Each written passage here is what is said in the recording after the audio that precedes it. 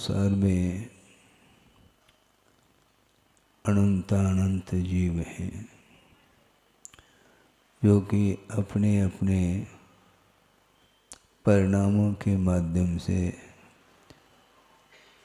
कर्म का बंध करता है और उसके फल को भोगने के लिए विभिन्न गतियों में जाकर के विभिन्न पर्यायों को प्राप्त करके उस बंधा हुआ जो कर्म है उसका जब उदय आ जाता है भिन्न भिन्न निमित्तों को लेकर के, तो उसका फल का भोक्ता वह स्वयं होता है संसारी प्राणी।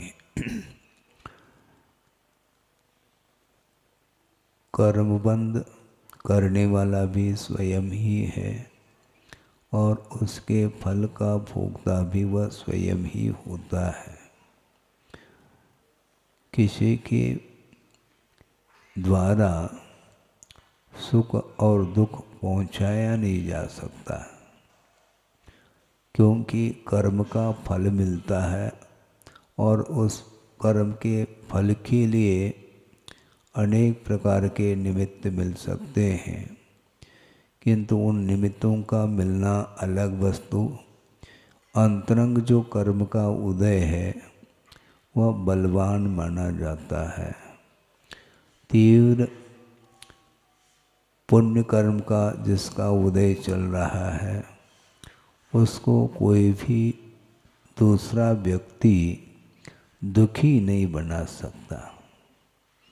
तीव्र साथ से पुण्य का उदय चल रहा है तो वह कहीं भी रहे, चाहे वह वन में रहे अथवा भवन में रहे, उसको कोई भी बाध्य करके दुखी नहीं बना सकता।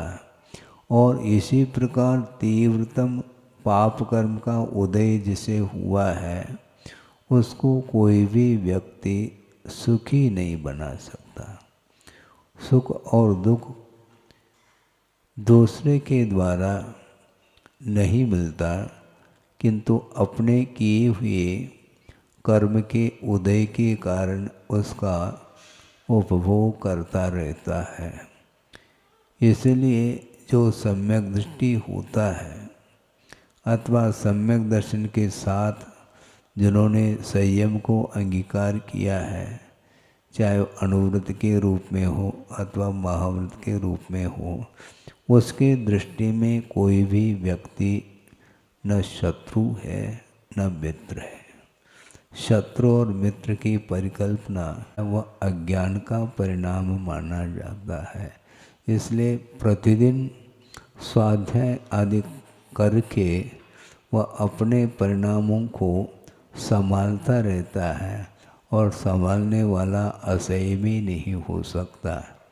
असंयमी कभी भी अपने परिणामों को संभाल नहीं पाता, इसलिए वह दूसरे के ऊपर टूट पड़ता है।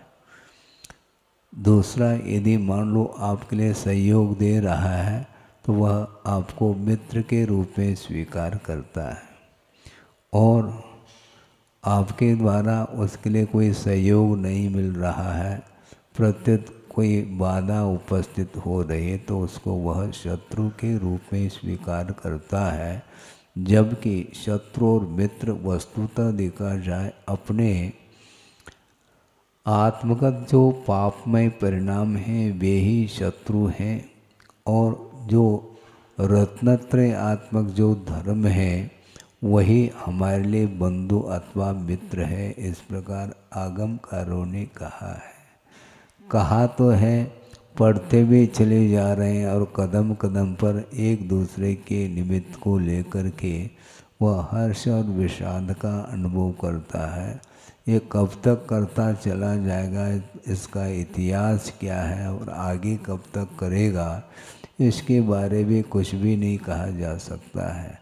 जो व्यक्ति संयम के साथ, आस्था के साथ, धर्म के प्रति समर्पण भाव के साथ कुछ सोचता है तो वह अपने लिए भी अच्छा सोच सकता है और दूसरे के लिए भी अच्छा भाव उसके अंदर आ सकता है।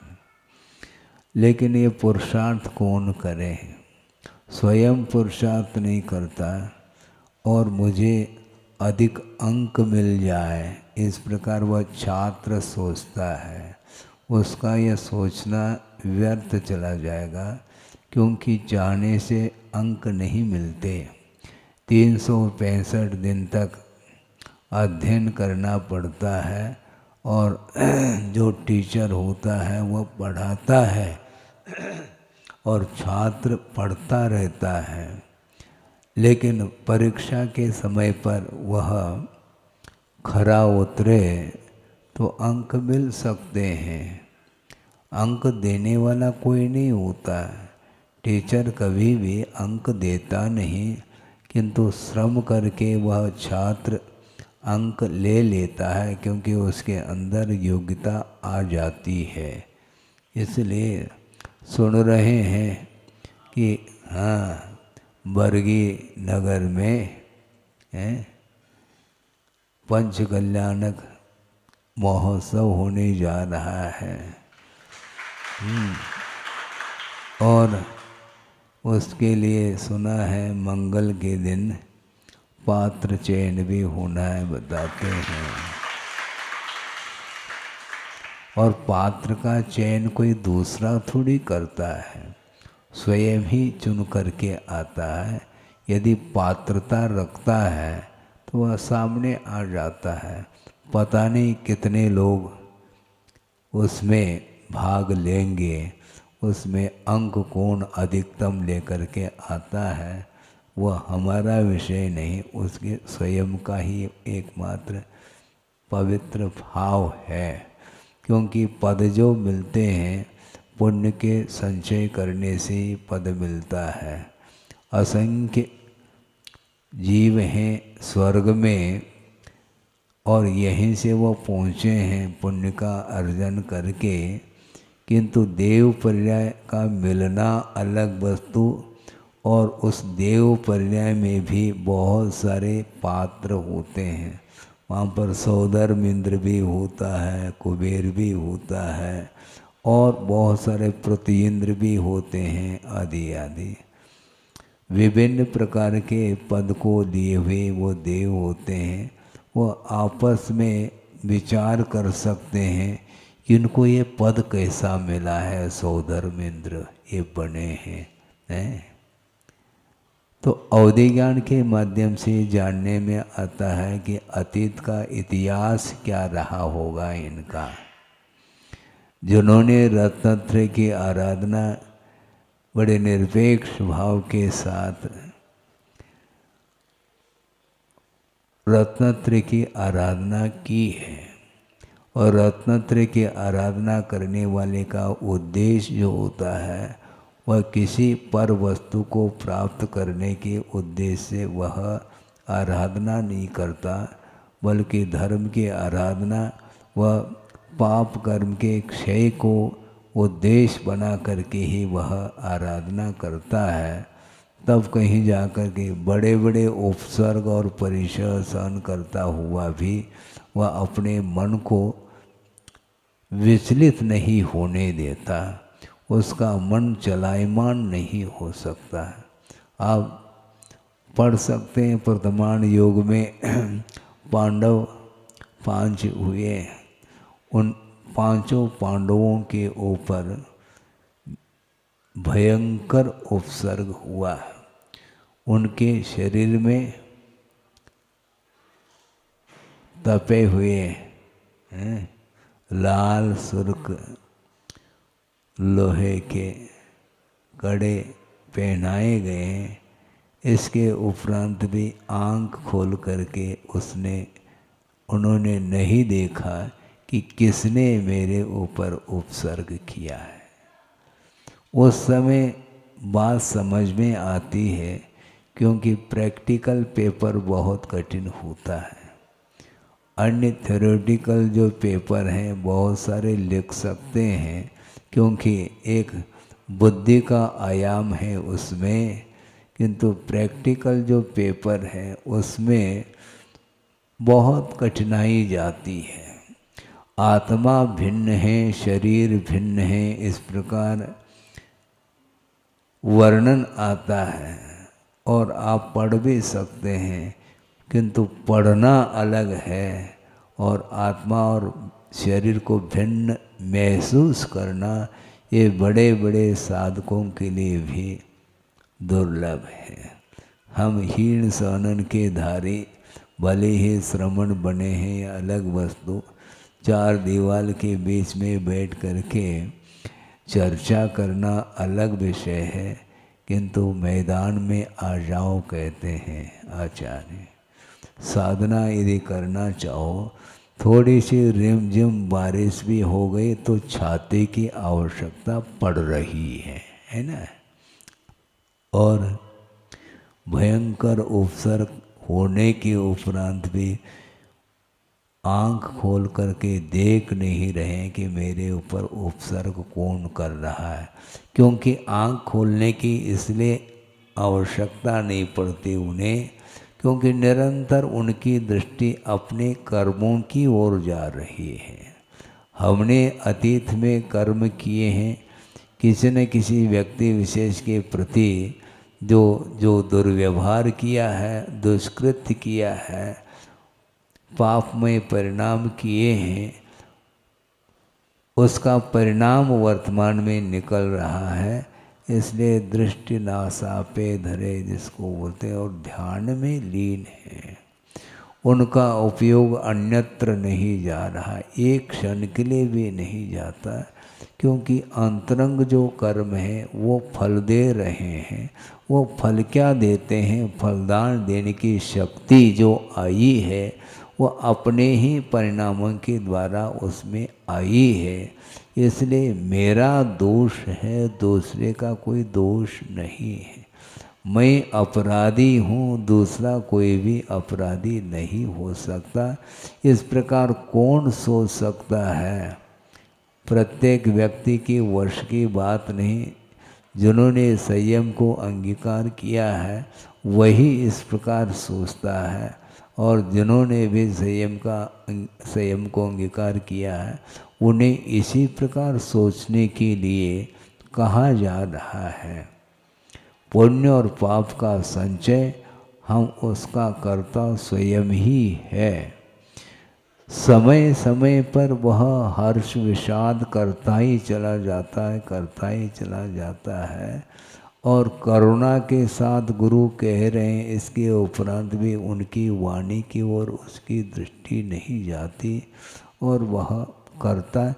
ऐसा क्यों होता है महाराज? होता कुछ नहीं है, किया है इसलिए हो रहा है। अब नियंत्रण रखना चाहिए। किया हुआ जो कर्म है वह फल देगा, किंतु उस कर्म के उदय में भी जो साम्य भाव रख करके आत्मा का चिंतन करता है अथवा कर्म का चिंतन करता है, तो वह भविष्य उसका उज्जवल हो सकता है। आचार्य महाराज ने ये कहा कि देखो, अज्ञान दशा में जो कुछ किया है वो तो फल मिलेगा, इसमें कोई दो राय नहीं है, किंतु उस तीव्र पाप कर्म के उदय में भी पाप का ही बंध हो अनिवार्य नहीं। क्या कहा? पाप कर्म के उदय में ये अनिवार्य नहीं है कि वह पाप कर्म का ही बंद करें। असाता का तीव्र उदय हुआ है, उसमें भी वह साम्य भाव रख करके साधना करता है, आत्म साधना करता है, वह पुण्य का अर्जन करता है, साता का बंद कर सकता है। और साता के उदय में वह असाता का बंद कर सकता है। क्यों? साता के उदय में जो पुण्य की सामग्री मिलती है, फल मिलता है, उसको राग के साथ वह उसका उपभोग करना चाहता है। उस समय राग के साथ पंचेंद्रियों का पंचेंद्रिय के जो विषय हैं उनका उपभोग जिस समय करता है वह राग के साथ करता है, इसलिए पाप का अर्जन करता है। राग और द्वेष करेंगे तो निश्चित रूप से पाप का ही संचय होता है।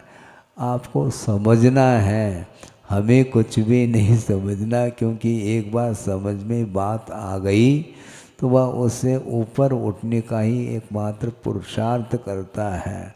आप अपनी यथाशक्ति, यथा बल जिसको बोलते हैं, उसके अनुरूप आप राग और द्वेष को कम करने का पुरुषार्थ करिएगा, क्योंकि अनंत काल व्यतीत हुआ है और आगे कितना व्यतीत होगा इसके विषय में कोई भी नहीं जान सकते हैं।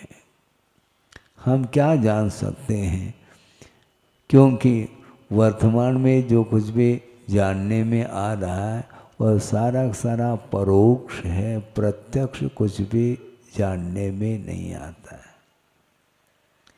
पूर्व में आप कहाँ थे, किसके साथ आपका संबंध रहा, किस गति में थे, किस कुल में थे, इसका कोई भी भान नहीं है, इसलिए आप क्या जान सकते हैं। और वर्तमान में भी जो कुछ भी जानने में आ रहा है वह भी एक प्रकार से परोक्ष रूप से ही आता है। विश्वास के बल पर हम और आप चलते हैं। छोटा सा नवजात शिशु है, बालक है, थोड़ा बड़ा हो गया, मान लो थोड़ा बोलने लगा, तो उसके लिए परिचय देते हैं, ये तुम्हारे पिताजी हैं, ये माँ हैं, ये भाई हैं, ये बहन है। वो कुछ समझता है नहीं। मान लो जो रियल पिताजी हैं वो नहीं हैं और दूसरे को ये कह दिया ये तुम्हारे पिताजी हैं, तो हाउ, उसको कुछ भी ज्ञान नहीं है, क्योंकि आपके ऊपर वह विश्वास रख रहा है। आपने कहा ये पिताजी, तो पिताजी कहने लग गया। इसको बोलते हैं विश्वास। प्रत्यक्ष किसी को भी कोई ज्ञान नहीं हो सकता, इसलिए वस्तुतः देव गुरु शास्त्र के प्रति श्रद्धा रखने से ही कल्याण होने वाला है, क्योंकि प्रत्यक्ष किसी को भी ज्ञान नहीं हो रहा है। अतीत में 24 ही निकल गए हैं, वो भूतकालीन है। वर्तमान में 24 तीर्थंकर हुए हैं। आपने एकाध तीर्थंकर का दर्शन किया है क्या? है बोलो, नहीं किया ना, फिर 24 हुए हैं, किस आधार से आप कह रहे हैं? शास्त्र में लिखा है महाराज, इसका अर्थ आपको श्रद्धा नहीं करना है हर हालत में। आपने देखा तो है नहीं। विदेह क्षेत्र में 20 तीर्थंकर विद्यमान हैं, यह भी जिनवानी ही कह रही है। आपको कोई भी प्रत्यक्ष कुछ भी नहीं देखने में आ रहा है, इसके उपरांत भी जो श्रद्धान करता है वह आगे उसका उत्थान हो सकता है। पंचेंद्र के विषयों के माध्यम से पाप का अर्जन होता है। इस प्रकार श्रद्धान करोगे तो धीरे धीरे पंचेंद्र के विषयों से आप अपने आप को ऊपर उठाने का पुरुषार्थ करेंगे। मोह छूटना खेल नहीं है। पर वस्तु के प्रति जो राग होता है वह आसानी से छूटता नहीं, क्योंकि संबंध आपने जो रखा है वो आपको आप स्वयं पुरुषार्थ करेंगे तो वह छूटेगा, छोड़ना पड़ेगा। है मंगल के दिन रिजल्ट है, परिणाम है, कौन कितना छोड़ता है परिग्रह को, ये देखना है। ये मेरा नहीं, ये पर है, मैं तो अकेला आत्म तत्व हूँ, ये कहना बहुत आसान है। ज्ञाता दृष्टा आत्म राम, ये कहना मैं मैं ज्ञानानंद स्वभावी हूँ, ये कहना बहुत आसान में, छाया में बैठे बैठे मैं ज्ञानानंद स्वभावी हूँ। फिर धन में आनंद नहीं आना चाहिए। जब धन में आनंद नहीं है, धनानंद मेरा स्वभाव नहीं है, तो आसानी से धन को भगवान के चरणों में चढ़ाओ, क्योंकि भगवान लेते ही नहीं। तुम पूरा पूरा जो है चढ़ा दो तो भी वो आँख खोल करके देखेंगे नहीं, क्योंकि उन्होंने छोड़ दिया है। वो छोड़ी हुई वस्तु को क्यों देखेंगे? किंतु संसारी प्राणी बटोरना चाहता है। एक चौवन्नी भी मिल जाए मान लो चौपात पर, वो छोड़ना नहीं चाहता है। वह झुक करके वह ले लेता है, क्योंकि उसके प्रति उसका राग बना हुआ है। इसलिए राग ही संसार के लिए कारण है, बंध के लिए कारण है।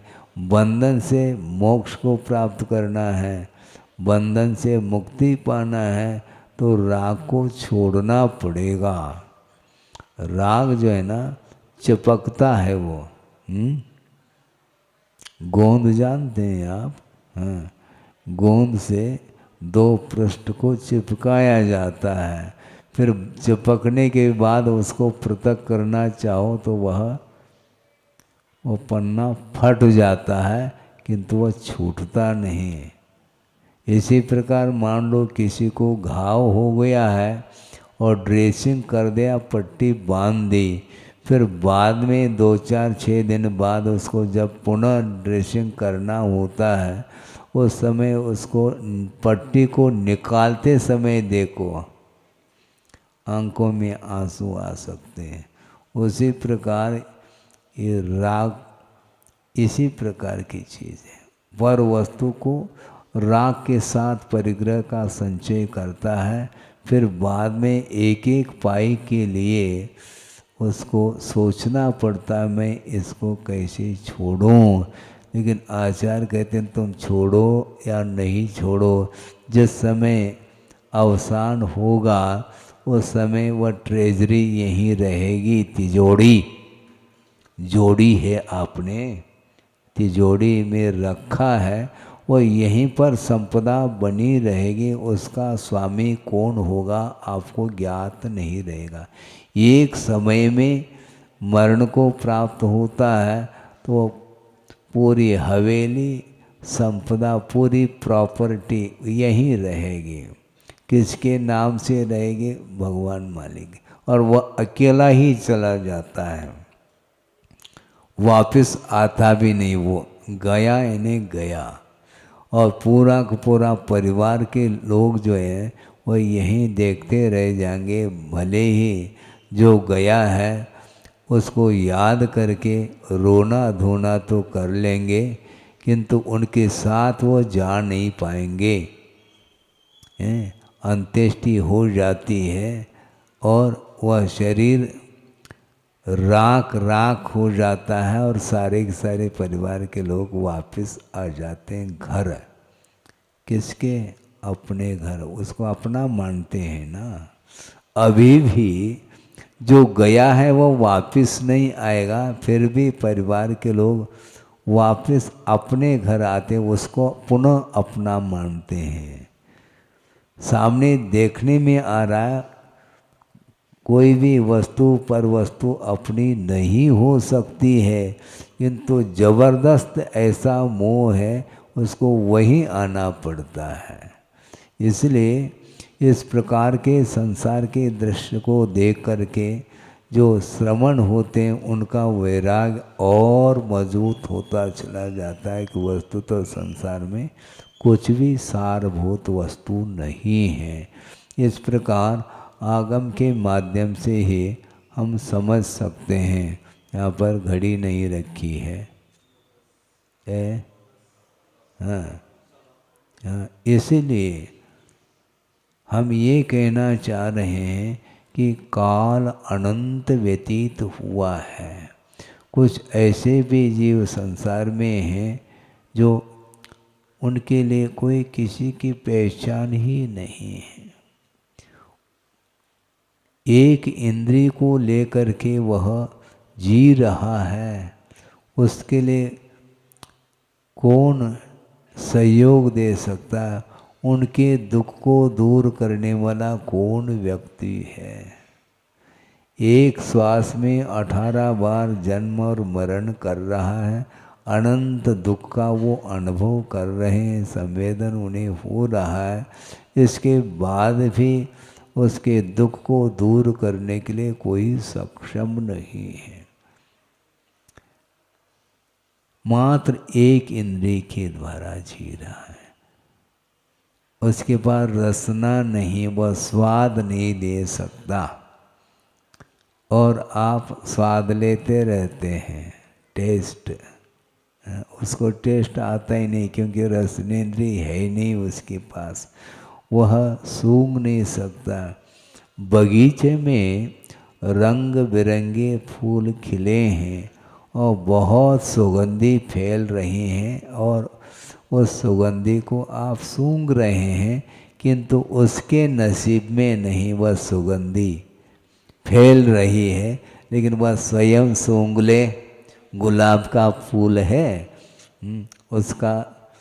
उसकी सुगंधी वह ले ले, स्वयं नहीं ले सकता, क्योंकि एक इंद्रिय है, उसके पास नासिका नहीं, न रसनेंद्रिय है, न आँख है उसके पास।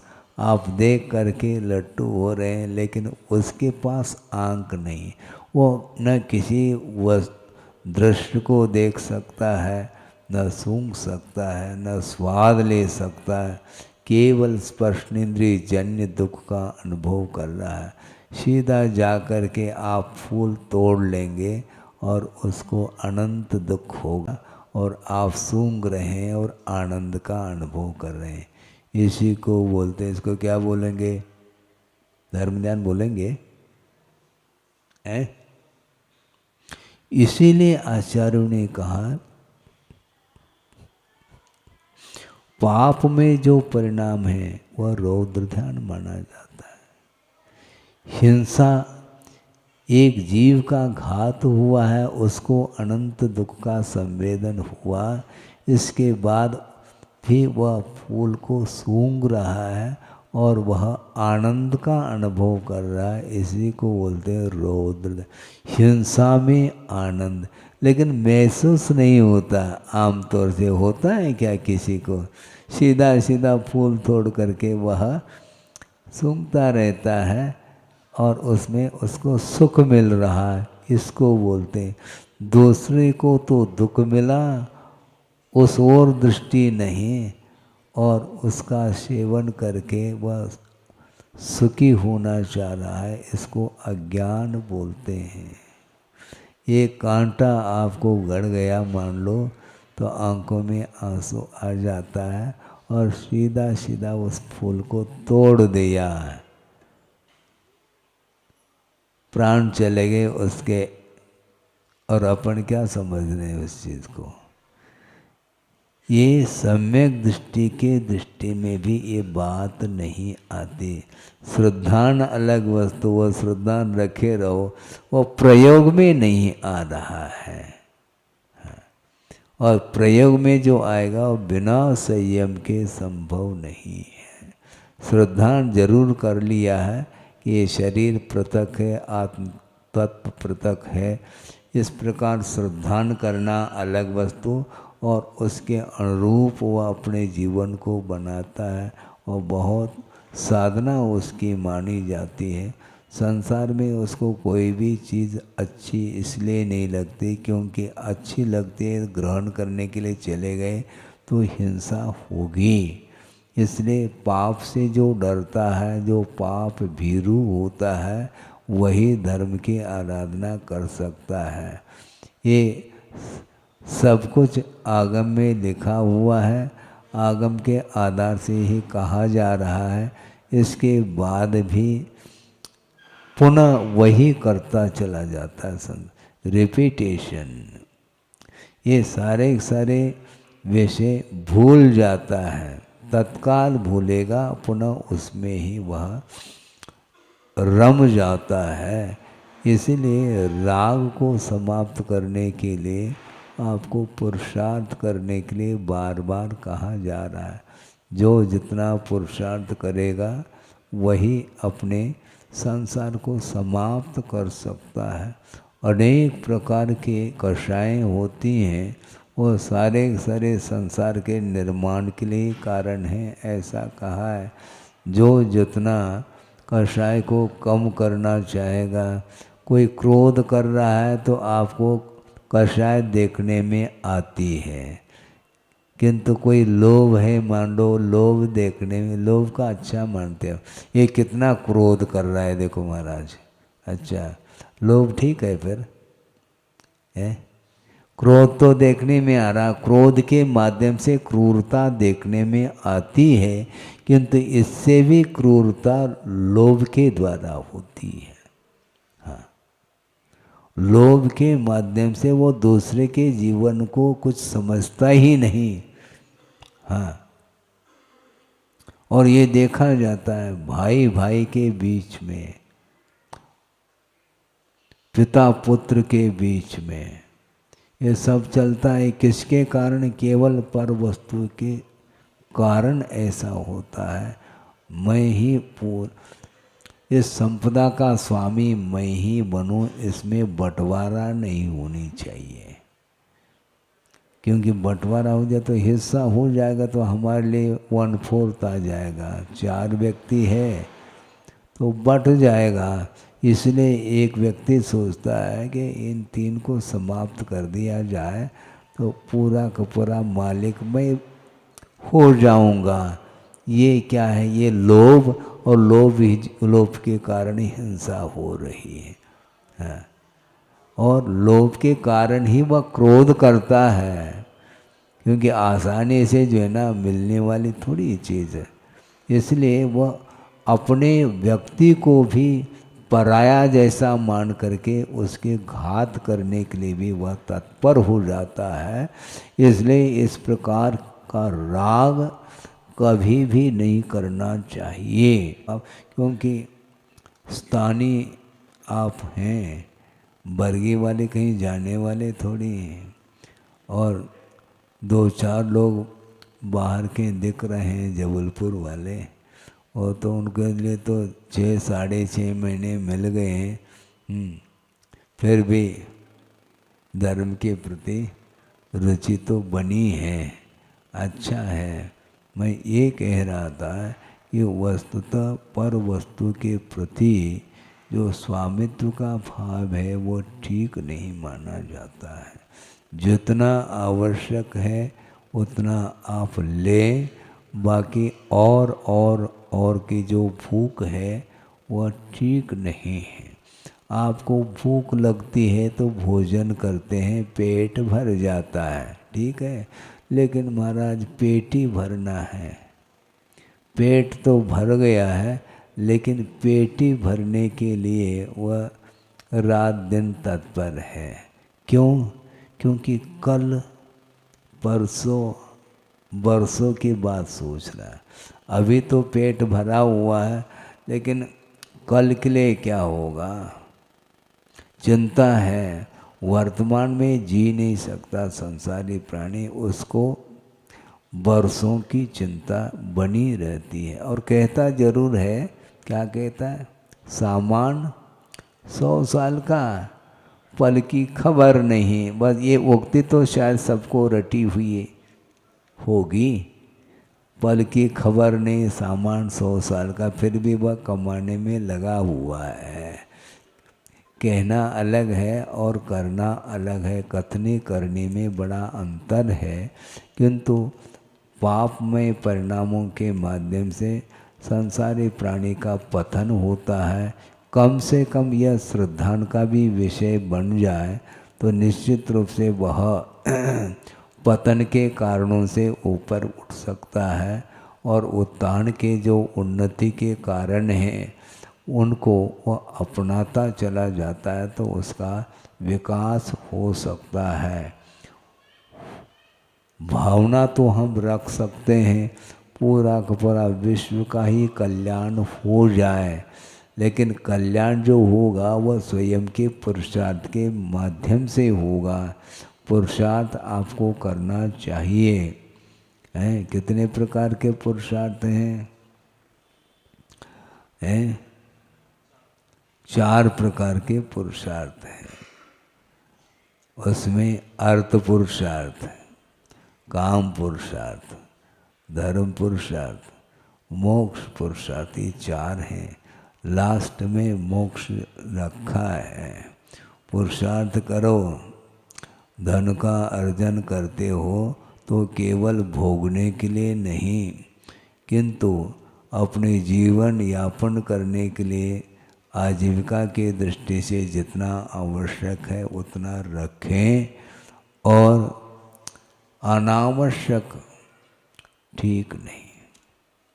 क्योंकि आवश्यक वित्त का उपार्जन जब करते हैं तब भी पाप होता है, तो अनावश्यक जो कमाएंगे तो उसका जो पाप है वह कैसे धो पाएंगे आप?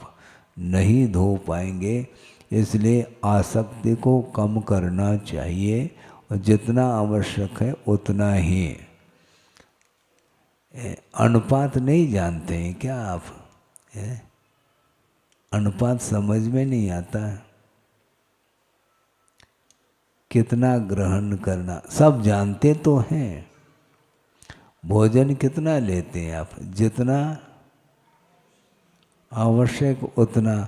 थोड़ा बहुत भी यदि मान लो अनुपात से बढ़ जाए तो फिर देख लो, फिर डॉक्टर और वैद्य के पास जाने की आवश्यकता पड़ती है। क्यों? अतिरिक्त लिया है, ओवर जिसको बोलते हैं, वो ओवर ठीक नहीं।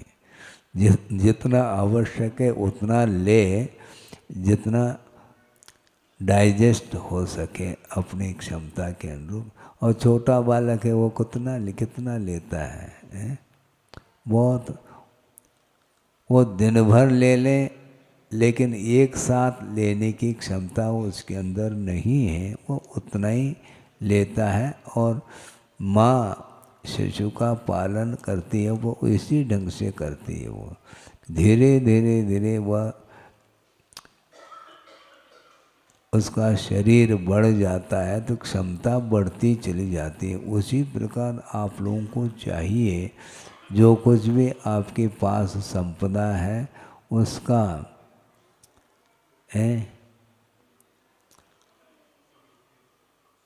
अधिकतम 1/4 अपने पास रखो और बाकी प्रभु के सामने चढ़ाओ। देखेंगे कौन कितना चढ़ाता है। कल एक दिन बीच में है, मंगल के दिन सुन रहे हैं कि पात्र चयन होना है। कौन कौन आगे आते हैं। पुण्य का सदुपयोग करें, क्योंकि पुण्य का उदय होता है तो पुण्य का बंद किया है तभी उदय होता है। और पुण्य के उदय में संपदा मिलती है, किंतु उस संपदा का सदुपयोग करने के लिए भी पुण्य की आवश्यकता है।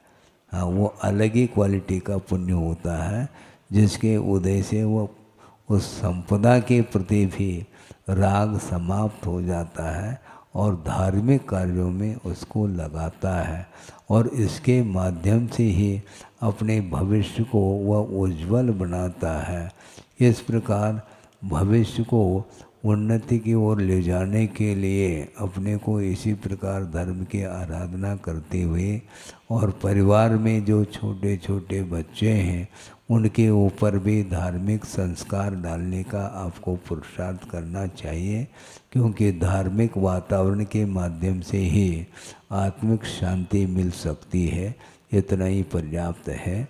बोधि समाधि परिणाम शुद्धि स्वात्मोपलब्धि शिव शोक सिद्धि चिंतामणिम चिंतित वस्तुदाने स्वामंद मानस्य ममास्तु देवी। परम पूज्य आचार्य गुरुवर श्री विद्यासागर जी मुनि महाराज।